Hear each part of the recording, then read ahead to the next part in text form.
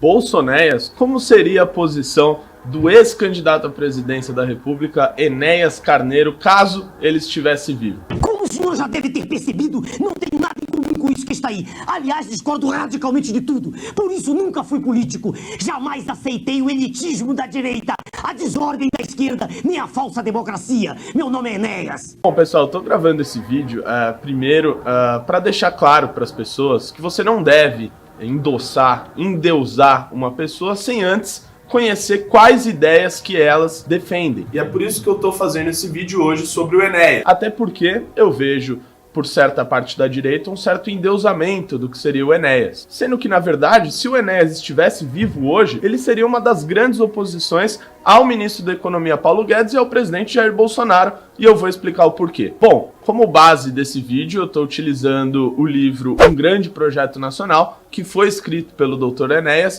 e esse livro seria uma espécie de plano de governo, de programa de governo do Prona, caso chegasse à presidência da República. É claro que eu não vou aqui dizer que o Enéas era um socialista, era um esquerdista, ou qualquer coisa do tipo. Ele sim, de fato, repudiava as ideias do socialismo. Só que, por outro lado, ele também acreditava que o neoliberalismo, que o liberalismo e o que estava à direita na época seria algo que deixaria a população sem recursos, pobres, largadas ao próprio vento. Em entrevista ao jornal da Tribuna, em 98, Enéas disse: "O velho conceito de esquerda está acabado, mas também o que está aí à direita, que hoje está assimilado ao modelo neoliberal especulativo, nós não queremos mesmo." No ano passado, a filha do Dr. Enéas, Gabriela, foi pré-candidata a governadora pelo estado de Minas Gerais. Em entrevista à Folha, ela deixou bem claro que hoje ela vê as pessoas utilizando o nome do Enéas para defender coisas que ele não defendia, como, por exemplo, as privatizações.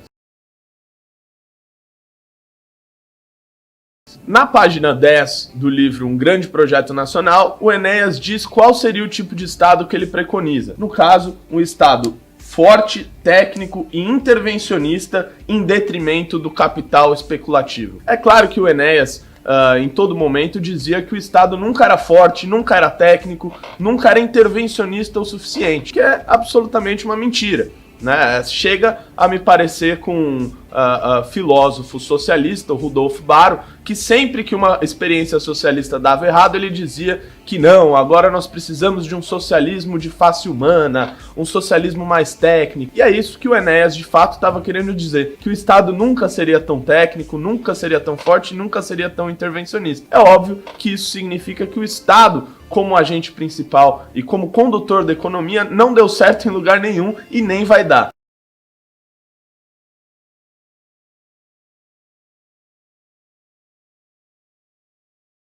Quem nunca ouviu a frase do ministro da Economia Paulo Guedes dizendo que nós precisamos de mais Brasil e menos Brasília? Pois é, se o Enéas hoje estivesse no parlamento, ele com certeza seria oposição a essa ideia. Na página 11 do seu livro, ele deixa bem claro: diante de um poder central enfraquecido, a luta pela descentralização torna-se desenfreada, quando, ao contrário, deveria existir uma centralização doutrinária. Ou seja, esse papo de mudar o pacto federativo, de levar mais recursos para os estados, para os municípios, com certeza não faria parte do plano de governo do Dr. Enéas caso ele tivesse sido eleito presidente. Na página 16 do seu livro, Enéas, em letras garrafais, escreve: "Nós vamos romper com o sistema financeiro internacional." Né? Eu fico imaginando como que o Paulo Guedes estaria lidando com isso. Afinal, ele é um homem do mercado, do sistema financeiro, e que, enfim, traz ideias liberais para tentar colocar o país no trilho certo do crescimento. Se hoje a gente tem uma discussão sobre quais ativos deveriam ser privatizados, e nós defendemos que todos sejam privatizados, a época que o Enéas escreveu o seu livro, ele deixou bem claro e ficou muito angustiado com a privatização, vejam só, da Telebrás, que foi uma das melhores coisas que aconteceu no Brasil. A gente deixar de depender a nossa telefonia do Estado. Vejam só o que ele diz na página 75 e 76 de Um Grande Projeto Nacional. Em primeiro lugar, por gerirem patrimônios vitais para a segurança nacional. Em segundo lugar, por serem polos nacionais agora dilapidados de acumulação tecnológica. Se hoje a gente tem uma discussão sobre quais ativos deveriam ser privatizados, e nós defendemos que todos eles sejam privatizados e que o Estado ele interfira o menos possível,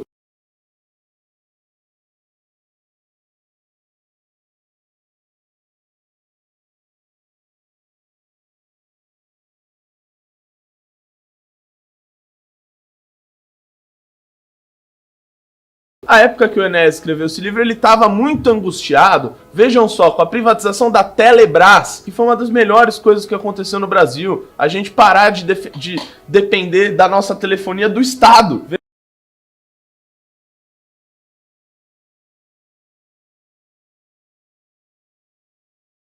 Vejam só como ele justifica a importância da Telebrás, da Vale do Rio Doce, da Embratel, aí no seu livro, na página 75 e 76. Ele diz que, em primeiro lugar, porque ele é contra, porque elas gerem patrimônios vitais para a segurança nacional. Em segundo, por serem polos nacionais de acumulação tecnológica, a Telebrás, a Embratel. Eu tenho certeza que você que está nos assistindo não concorda com esse tipo de ideia. E se antes você tinha uma ideia glamourizada do que seria o Dr. Enéas, eu espero que esses pontos deixem para você mais claro que, na verdade, ele é o oposto daquilo que nós, que somos liberais, conservadores, pensamos. Página 83 de um grande projeto nacional. Tem que haver uma subordinação do Banco Central aos reais interesses da nação. Sabe aquele papo de dar autonomia pro Banco Central? Esse papo aí do Paulo Guedes? Pode esquecer. Pro Enéas, isso daí é coisa do capital especulativo internacional. Importações. Na página 90, serão limitadas as importações ao mínimo necessário, em termos estratégicos, buscando acordos anteriores com fornecedores confiáveis e aliados, dando especial destaque aos parceiros do Mercosul. Exatamente, o Mercosul, que agora o nosso ministro Paulo Guedes disse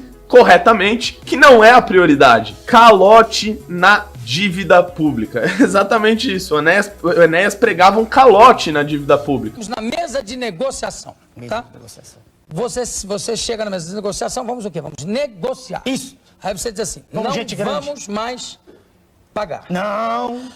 Vamos pagar de maneira securitizada. Nós não temos agora para pagar. Estão matando o nosso povo de fome. Securitizada.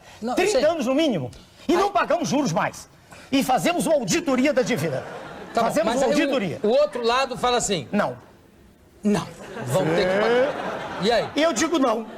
Aí o outro fala, não. E eu digo não. Bem forte. Não há mais. Eu não posso matar o povo brasileiro de fome.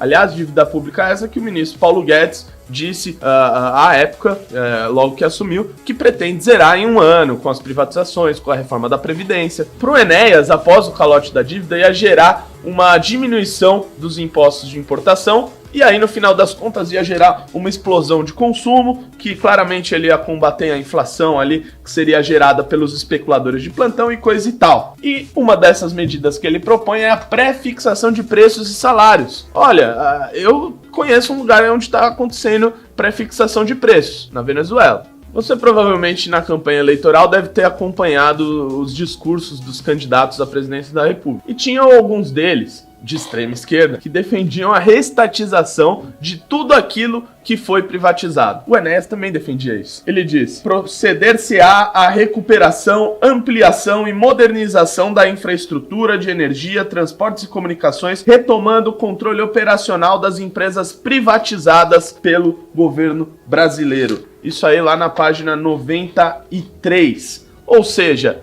reestatização de tudo aquilo que foi privatizado. Mais ou menos o que o Evo Morales fez com fez com a Petrobras lá na Bolívia. Petrobras, durante todo esse período do impeachment que ocorreu, diversas pessoas foram para as ruas para se manifestar contra a corrupção e colocando como antídoto à corrupção a privatização da Petrobras.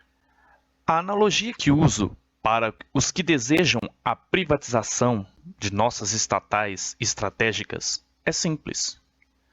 Um homem chega em sua casa certo dia e pega sua mulher, transando com seu melhor amigo, em cima de sua cama.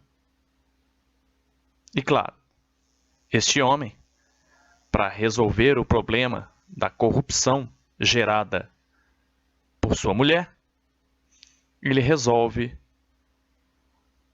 vender a cama. Porém, na página 96, o Enéas Carneiro disse: a Petrobras, patrimônio da nação e do povo brasileiro, é inalienável e deverá expandir suas atividades para transformar-se em uma holding nos setores de combustíveis. Prioridade máxima será dada à Petrobras. Página 96. Então, pessoal, eu sei que hoje certa parte da direita criou a expressão Bolsonéias, começou a resgatar o que foi o Dr. Enéas Carneiro, mas eu espero hoje que, sinceramente, o presidente da República, o Jair Bolsonaro, o Paulo Guedes, fiquem longe das ideias que o Dr. Enéas defendia.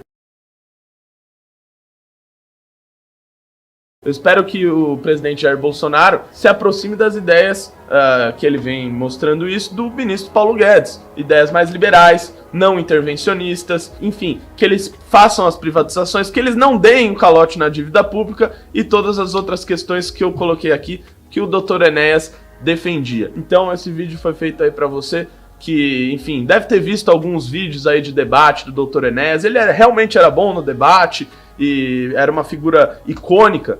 Mas as ideias que ele defendia não estão alinhadas com aquilo que hoje nós defendemos para um novo Brasil.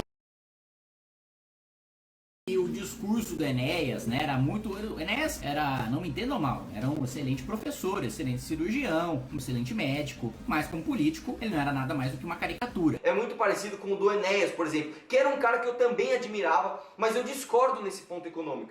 Vamos dar calote na dívida, vamos fazer uma auditoria da dívida, que é um discurso tanto psolista quanto daquela turma Enéas, essas coisas, um nacionalismo meio bobo. E esperamos que o governo federal siga essas ideias. Beleza? Valeu, um abraço e até mais.